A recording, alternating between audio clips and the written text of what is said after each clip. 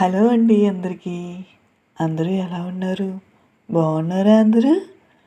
Welcome to my YouTube channel ఆడియన్స్తో కథలు.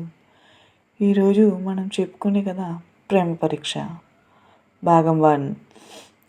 ఇక స్టోరీలోకి వెళ్తే, రోజంతా మండిన సూర్యుడు అలసిపోయినట్లుగా ఆకాశం అంచుల వైపు నుంచి నెమ్మదిగా జారుకుంటున్నాడు.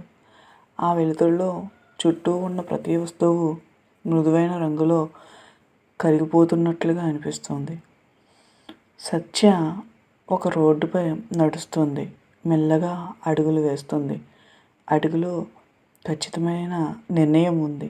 తన జీవితాన్ని ఎటు తీసుకువెళ్ళాలో ఇంకా స్పష్టంగా తెలియకపోయినా తన కోసం తను నడవగలనన్న ధైర్యం ఆమెకు ఉంది. సత్య వెనకాలే కొంచెం దూరంలో నడుస్తున్నాడు కృష్ణ. కృష్ణ సత్యను పిలవడం లేదు. సత్య కూడా వెనుకకు తిరిగి చూడడం లేదు. కానీ సత్యకు తెలుసు తన వెనుక ఎవరు ఉన్నది. వారి ఇద్దరు అడుగుల మధ్య దూరం ఉంది, కానీ మనసుల మధ్య లేదు. మాటలు అవసరం లేని మౌనం వారి ఇద్దరి మధ్య ఉంది. కొన్నిసార్లు మాటల కంటే మౌనమే ఎక్కువగా మాట్లాడుతుంది. కృష్ణ చూపులు సత్యను గమనిస్తూ ఉన్నాయి. సత్య కళ్ళల్లో తనకు ధైర్యంగా ఒకరున్నారన్న నమ్మకం కనిపిస్తుంది. గాలికి తన జుట్టు ఎగురుతూ ఉంది. పెదాలపై చిరునవ్వు ఉంది. అడుగులలో తడబాటు లేదు. కానీ సత్య అడుగులు తడబడినట్టయితే పట్టుకోవడానికి సిద్ధంగా ఉన్నాడు మన కృష్ణ. సత్య చిన్నప్పటి నుంచి ఒకరికి ఒకరు బాగా తెలుసు. ఎందుకంటే కృష్ణ తండ్రి వెంకట్రావు గారు, సత్య తండ్రి గోవింద్ గారు ఇద్దరు స్నేహితులు. వారు స్నేహితులు కావడంతో చిన్నప్పటి నుంచి సత్యకృష్ణులిద్దరికీ పరిచయం ఉంది. సత్య కృష్ణ కూడా చిన్నప్పటి నుంచి స్నేహితులుగానే పెరిగారు. కానీ కాలేజీకి వచ్చిన తర్వాత వారికి తెలిసింది వాళ్ళు ఒకరిని వదిలి ఒకరు ఉండలేరని. దాంతో వారు ఒకరిపై మరొకరికి గల ప్రేమను తెలియచేసుకున్నారు. అప్పుడు తెలియదు వారిద్దరికీ వారి ప్రేమ ఎంత పెద్ద సంఘటనగా మారబోతుందో. సత్య చాలా సింపుల్ అమ్మాయి. చిన్న చిన్న కోరికలతో ఉండేది. బాధ అనిపిస్తే ఏడవడం, సంతోషం వస్తే నవ్వడం, ఇవే తనకు తెలుసు.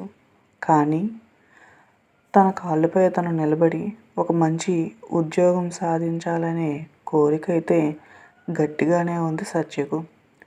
కృష్ణ తను చాలా ఆశలను కూడబెట్టుకున్నాడు. సమాజంలో తనకంటూ ఒక ఉన్నత స్థానం సంపాదించాలి. తను చిన్నప్పటి నుంచి కష్టపడి పెంచిన తన తల్లిదండ్రులను గర్వపడేలా చేయాలి అనేది తన కోరిక. ఇద్దరివి వేరు దారులు, వేరు కళలు. కానీ ప్రేమ అనే మలుపు కృష్ణ సత్యలను కలిపింది. ఆ ప్రేమలో సత్య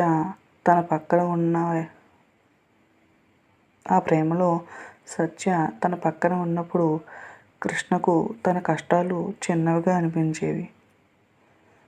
అలాగే కృష్ణ ఉన్నప్పుడు సత్యకు కూడా తనకంటూ ఒక మనిషి ఉన్నాడనే ధైర్యం ఆమెకు అనిపించేది. అలా సత్య నడుస్తూ ఉండగా గాలి ఆమె ముఖాన్ని తాకింది. ఆమె కళ్ళు ఆ క్షణం మూసుకున్నాయి. అప్పుడు సత్యకు అనిపించింది, ప్రేమ అంటే ఇలాగే ఉంటుందా అని. కృష్ణ సత్యను చూశాడు. సత్య ముఖంలో ఏదో బాధ కనిపిస్తూ ఉంది. ఇద్దరి మధ్య మాటల కన్నా మౌనం బలంగా మాట్లాడుతుంది. ఏ పరిస్థితుల్లోనైనా నీ వెనకే నేనుంటాను అని కృష్ణ మనసు సత్యకు చెప్పింది. నడవడానికి భయపడనక్కర్లేదు అని సత్య మనసు కృష్ణగా చెప్పింది. ప్రేమ అంటే పెద్ద పెద్ద మాటలు చెప్పుకోవడం కాదు. ప్రేమ అంటే ఎవరు చూడకపోయినా, ఎవరు అడగకపోయినా కావలసిన వారిని చేతిని వదులుకోకపోవడమే ప్రేమ అని ఒకరికొకరు మౌనంగా చెప్పుకున్నారు. సాయంత్రం ఇచ్చిన ప్రశాంతత ఇప్పుడు పూర్తిగా మాయమైపోయింది. ఎవరింటికి వారు చేరుకున్నారు. ఆదిత్య ఆకాశంలోని నక్షత్రాలను చూస్తూ ఒంటరిగా కూర్చున్నాడు. ఫోన్ చేతిలోనే ఉంది. సత్య పేరు స్క్రీన్పై మెరుస్తుంది. కాల్ చెయ్యాలా వద్దా అని ఆలోచిస్తున్నాడు. ఇటు సత్య కూడా తన గదిలో కిటికీ దగ్గర కూర్చొని ఫోన్ చూస్తూ బయట ఉన్న చీకటిని చూస్తూ కృష్ణ గురించి ఆలోచిస్తూ ఉంది. మొదటిసారి కృష్ణ మాటలు సత్య మనసును గాయపరిచాయి.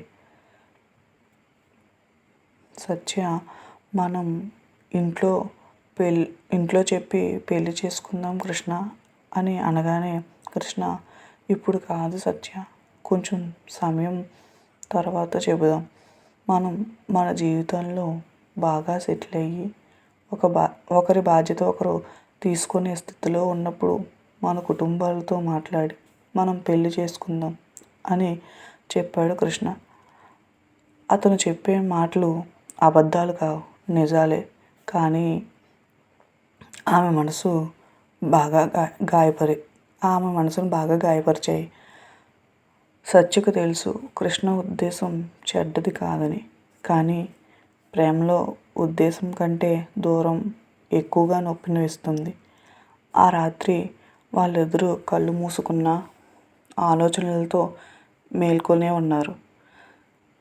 కృష్ణకు తనపై తనకే కోపం వచ్చింది. నేనెందుకు అలా మాట్లాడాను అని. కానీ తర్వాత నేనన్న దాంట్లో కూడా నిజం లేకపోలేదుగా అనుకున్నాడు. సత్య మాత్రం తన ఆలోచనలతో తానే పోరాడింది.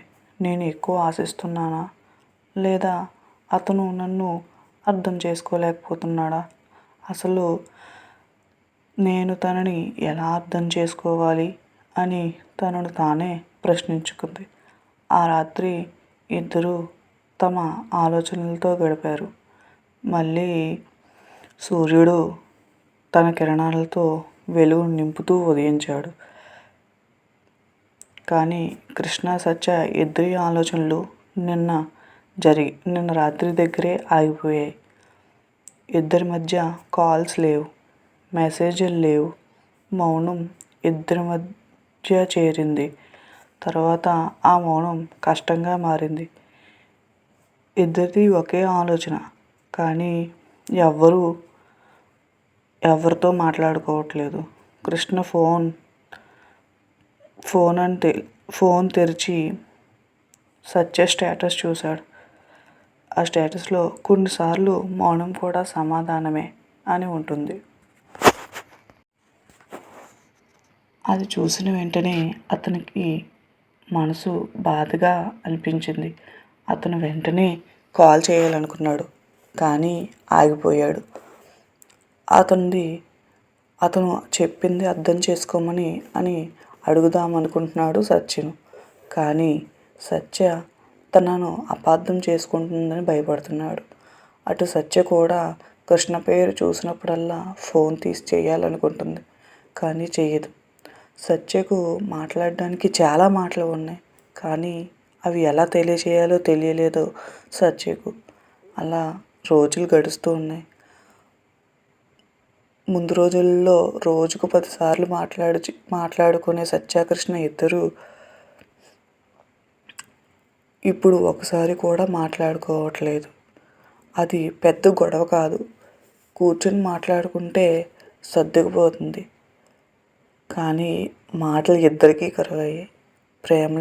ప్రేమలో చిన్న దూరాలే పెద్ద దూరాలుగా, అత్యంత ప్రమాదకరమైనవిగా మారుతూ ఉంటాయి. కృష్ణ ఒకరోజు చివరగా సత్య తను కలిసిన రోడ్డు దగ్గరికి వస్తాడు. అవే చెట్లు, అవే మలుపులు. కానీ సత్య లేదు. ఆమెతో కలిసి నడవాలనుకున్న ఆమెతో కలిసి నడవాలనుకున్నాడు. కానీ సత్యను ఒంటరిగా వెళ్ళనిచ్చాడు. అదే సమయంలో ఆ రోడ్డు దగ్గరికి వచ్చింది సత్య. తనకు కృష్ణ గుర్తుకు వచ్చాడు. నేను వెనక్కి వెళ్ళాలా లేదా ముందుకు నడవాలా? అదే ఆమె సందేహంతో చూస్తూ నిల్చుండిపోయింది. ఇద్దరికీ తెలుసు ఆ మౌనం కొనసాగితే వారిద్దరి మధ్య దూరం పెరుగుతుందని. అలా ఎవరి ఆలోచనలో వారు ఇంటికి చేరుకున్నారు. ఆదిత్య ఒక నిర్ణయం తీసుకున్నాడు. అతను మౌనంగా ఉండడం మాని అతను ఫోన్ తీసుకుని కాల్ చేయలేదు, కానీ సత్యకు మెసేజ్ చేశాడు. సత్య, నీతో మాట్లాడాలి, ఇంకా వెయిట్ చేయలేను అని. ఆ మెసేజ్ పంపిన వెంటనే అతని గుండె బరువుగా కొట్టుకుంటుంది. భయంగా ఉంది. దానిని మించి నిజం చెప్పాల్సిన అవసరం ఉందని అనుకున్నాడు. కొంతసేపటికి సత్య ఫోన్ వైబ్రేట్ అయ్యింది. స్క్రీన్పై పేరు చూసిన సత్య కళ్ళల్లో కన్నీరు వచ్చి చేరింది. ఆమె వెంటనే రిప్లై ఇవ్వలేదు. ఫోన్ పక్కన పెట్టింది. కాసేపు తర్వాత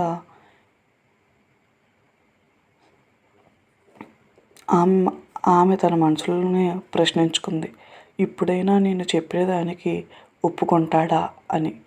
కొన్ని నిమిషాల తర్వాత ఆమె సరే ఎక్కడా అని టైప్ చేసి ఆదిత్యకు మెసేజ్ పంపించింది. ఆ మెసేజ్ చూసిన కృష్ణ గట్టిగా ఊపిరి తీసుకుని సేమ్ ప్లేస్ అని మెసేజ్ పెట్టాడు. ఓకే అని రిటర్న్ మెసేజ్ పెట్టింది సత్య. అదే దారి, అవే చెట్లు. చిన్నగా వర్షం మొదలైంది. సత్య ముందుగా రావడంతో ఆమె చేతుల్లో గొడుగు లేదు. వర్షం ఆమె జుట్టును తడిపేస్తుంది. కానీ ఆమె పట్టించుకోలేదు. కొంత దూరంలో ఆదిత్య కనిపించాడు. ఒకరినొకరు చూసుకున్నారు. కానీ ఇద్దరూ ఏమీ మాట్లాడుకోలేదు. ముందుగా సత్య మాట్లాడడం మొదలుపెట్టింది. నీకు తెలుసా ఆదిత్య, నువ్వు మాట్లాడలేని రోజులు నన్ను ఎంత బాధ పెట్టాయో. ఆమె మాటల్లో బాధ స్పష్టంగా ఉంది. నువ్వు దూరంగా వెళ్ళినట్టు అనిపించలేదు, నన్ను ఒంటరిగా వదిలేసినట్టు అనిపించింది అని సత్య చెప్పింది. ఆ మాటలకు ఆదిత్య, నిజమే సత్య, నాకు కూడా భయం వేసింది. ఆమె ఆశ్చర్యంగా, భయమా, ఎందుకు అని అడిగింది. అవును, నిన్ను కోల్పోతానేమో అనే భయం అని అన్నాడు. ఆ మాటలకు సత్య కళ్ళల్లో నీళ్లు తిరిగాయి. నాకు నువ్వు కావాలి కృష్ణ, నీ మౌనం కాదు అంది సత్య. వర్షం గట్టిగా పడుతుంది. చుట్టూ ఉన్న వాతావరణం చిన్నగా చీకటిగా మారింది. కృష్ణ ఒక్క అడుగు ముందుకు వేశాడు. నేను తప్పు చేశాను. నీకు అవసరమైనప్పుడు నువ్వు ఒంటరివి అని అనిపించేలా చేశాను. అతని కళ్ళల్లో పశ్చాత్తాపం ఉంది, నిజం ఉంది. సత్య మౌనంగా నిలబడింది. నువ్వు తెలుసుకోవాల్సింది ఒక్కటే కృష్ణ అంది ఆమె. నేను నీతో గొడవ పడాలనుకోలేదు, నీతో కలిసి నడవాలనుకున్నాను. ఆ మాటలు కృష్ణ గుండెను నెమ్మదిగా కరిగించాయి. అతని చేతులను అభ్యర్థనగా చాచాడు. సత్య తన చేతిని అతని చేతిలో పెట్టింది. ఆ వర్షంలో వారి మధ్య దూరం కరిగిపోతూ ఉంది. మళ్ళీ అలా చేయొద్దు అంది సత్య. మాట్లాడుకుంటా దూరం పెంచొద్దు అంది సత్య. దానికి కృష్ణ, చేయను, ఇంకెప్పుడూ చేయను, ఈసారి మాట ఇస్తున్నాను, ఎలాంటి పరిస్థితుల్లోనైనా నీ చెయ్యి వదలను అని అంటాడు కృష్ణ. ప్రేమ అంటే ఎప్పుడూ అర్థం చేసుకోవడమే కాదు, అర్థం చేసుకోవడానికి ప్రయత్నించడం కూడా. సరే అండి, దీంతో ఈ భాగం ముగుస్తుంది. థ్యాంక్ యూ అండి, థ్యాంక్ యూ వెరీ మచ్. మీకు ఈ కథ నచ్చినట్లయితే ఆడియన్స్తో కథలు యూట్యూబ్ ఛానల్ని లైక్ చేయండి, షేర్ చేయండి, సబ్స్క్రైబ్ చేయండి. అలాగే సత్యకృష్ణుల ప్రేమ